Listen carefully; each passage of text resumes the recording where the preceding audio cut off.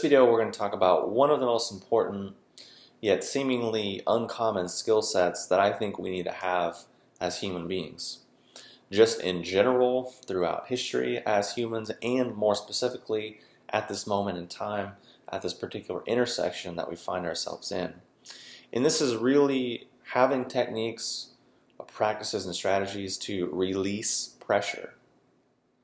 Because if we look at from a health perspective, from a psychological perspective, from a spiritual perspective, from a healing perspective, really what does people in most of the time is accumulation of pressure that eventually reaches a point to where something breaks or something snaps.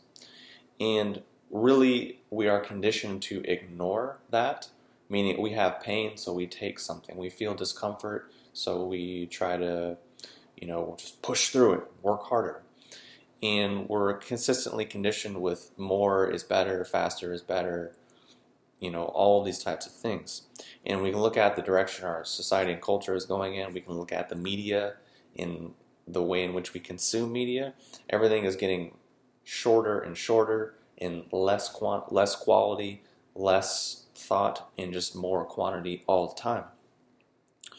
So really, unless we have a way to release pressure, how effectively will we be able to navigate life just in a very basic way? Because even if we leave out all of these things and we just think about being a human being and navigating reality and making decisions and going to school and having jobs and having relationships, those all in and of themselves have their own pressures. So what's missing oftentimes is, number one, any type of education or empowerment to actually release that. Or people sort of say like, oh, do this weird little practice and it'll do all these weird esoteric things for you. Maybe. What about something more grounded and practical in the here and now that we can all relate to and that we can all experience? So pressure, what does that mean? Well, if you've ever had the experience of laying in bed, trying to go to sleep and your mind is racing, it's pressure. If you ever had the experience of just being stressed for no reason, pressure. Anxiety, same thing. Digestive issues often have the same underlying cause. And, inability to focus, inability to concentrate. We can just go on and on and on and on and on. So pressure builds, the mind races. Because all of this, it's kind of like everything's being squeezed. If you're squeezing a tube of toothpaste from the bottom, everything sort of shoots up towards the top. And oftentimes we're having all this tension and pressure in our organ systems. And that's just pushing pressure all the way up into the head. And then we get most of the modern diseases or disorders that we see are incredibly common right now. So what do we mean by that? What do we mean by techniques to do this? Well, number one, having some sort of ability or practice or awareness or intention or desire even to actually listen to the body. Because really the mind can sort of overrun and detach from what the body's actually saying. And this is often one thing that we're conditioned to do.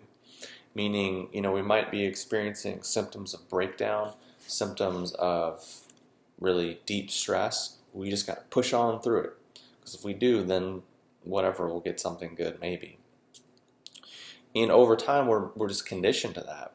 Because we experience exhaustion, so we just consume stimulants. Or we get ramped up on some external thing and just ignore the natural thing of the body. So that's one thing. The second thing is having a sensitivity to the circulation and flow and movement of our central nervous system, our blood, and the various fluids in the body.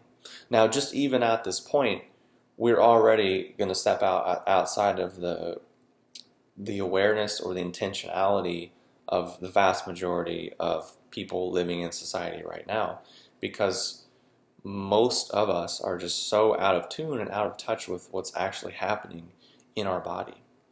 And if you don't believe me, look at the world. If you want to be psychological about it, look at how obsessed people are with isms and ists. And we can see, if we reverse engineer that and take that back, we can see, oh, there's obviously a lot missing from sensitivity in the body. So this pressure that we're talking about could be stress, could be information, could be decisions we have to make, it could be relationship issues, could be emotional, whatever. Thing is, we all deal with it, we all face it. When trouble arises is that basically our central nervous system becomes really, really stimulated. It's really ramping up. And then our fluid circulation starts to kind of go down. We reach a really interesting place in that point. But because we don't have a foundation or a practice or any intelligence or skill set for feeling what's going on in our body, to listening to what's going on in our body, to actually knowing what it means and what the various sensations are, in having any awareness with interfacing with our nervous system, in having organ sensitivity, meaning feeling, oh wait, this organ is doing this organ is doing that. I just did this and now these organs are feeling this way. That's just like kind of outside of our awareness most of the time. But it's kind of interesting because what else should be in our awareness? Well, most of the time people's awareness is consumed with garbage, noise, nothing, worry, stress, fear, anxiety, at the expense of actually what? Listening to the body. So if we talk about healing, we talk about meditation, however you want to understand that, or yoga practices, or Tai Chi practices, or any type of internal system, well, what is the point? Well, often it's taking us to a direction of developing sensitivity, learning to listen to our body, and actually having specific ways to release pressure, if we want to look at it like that. And if you ever had experiences, say you just went to the bathroom, released pressure, felt good. You just got a massage or some type of body work, pressure, release, felt good. You got acupuncture, pressure, released, felt good. You had really good sex, pressure, released, feels good. So it's not like it's a foreign concept. It's just sometimes it's foreign to realize like, oh wait, maybe this is something that is as basic as brushing my teeth or going to the bathroom or taking a shower or washing my clothes. Because what's annoying is people want to say, oh, exercise is something you have to do.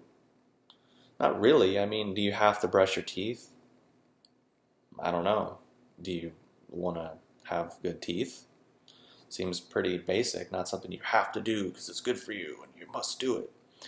And I just mention it because oftentimes practices like this fall into kind of two extremes.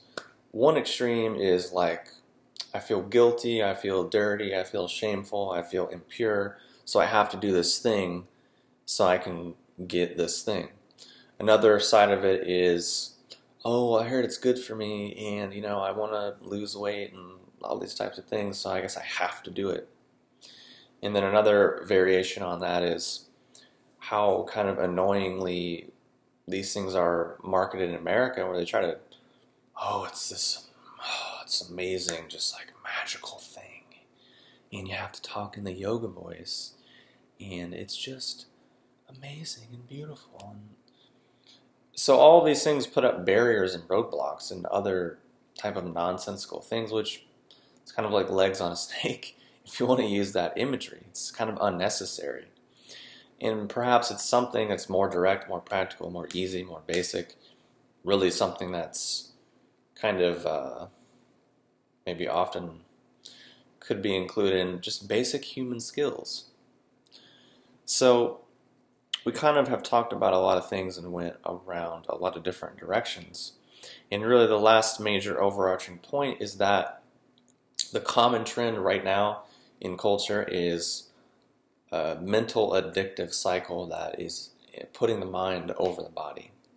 And this has been happening for a long time because on one hand we have science, which we have, Aristotelian logic, we have Newtonian physics, we have Euclidean geometry, we have all these philosophies which we could keep listing that have really informed our culture for a long time. These things are very mechanistic, very kind of one-dimensional in some ways, and they've led us to really divide ourselves and have really weird ideas about being human being, which that's really the crazy thing, because it's, if we eliminate everything and just ask, well, how can we be a good human being? Number one is people immediately attach moral judgment or value to that. Oh, good. What do you mean by good? Okay, good is a terrible word because it has so many connotations and associations. How about effective? How about efficient? How about somewhat natural, happy, and healthy? How do we achieve those ends, those basic aims? Because if we don't have those basic aims, how the fuck are we ever going to go anywhere else or do anything higher or express any other virtues? Because if we make it really practical, people, for example, want to be really spiritually developed and enlightened and conscious and blah, blah, blah, blah, blah. But it's necessarily a bit difficult to do that when we have no awareness of our body. We have no real sensitivity as to what's actually happening here in this thing. But we want to have all this sensitivity about this other dimension, in this other realm, and what's going to happen after this, and what happened before that. All of these distractions, which most of the time have fucking nothing to do with being a human being and navigating life efficiently and effectively, which most of the time, for most of us, comes down to, damn, I feel a lot of pressure right now. How do I release it? I feel stressed. I feel uptight. How do I release it and actually evolve and grow and feel better now as a human being? I don't know. It seems fairly basic and easy, but is often kind of ignored in our culture. So, yeah. The point of that really is pointing out this mental addiction cycle and putting the mind over the body. And also the other thing of, if you start talking about doing nothing, people will flip out. Because if you say to someone tells you, oh, I have this issue, I have this problem, I have this situation, you're like, no, do nothing. It's like, oh, what?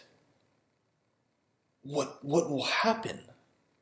What will happen if I don't do anything? Nothing will happen, and all this stuff. And then it's that whole emphasis of the mental addictive cycle and having no necessarily real body awareness. But I'm not going to explain that because this video is already fairly long, much longer than I had originally anticipated. I'll let you kind of figure it out and let it unfold over time. So hopefully this was helpful. If not, sorry, you can't get this time back. Hopefully seeds were planted that will pay off in the future. And thanks for watching this video, and I will talk to you soon.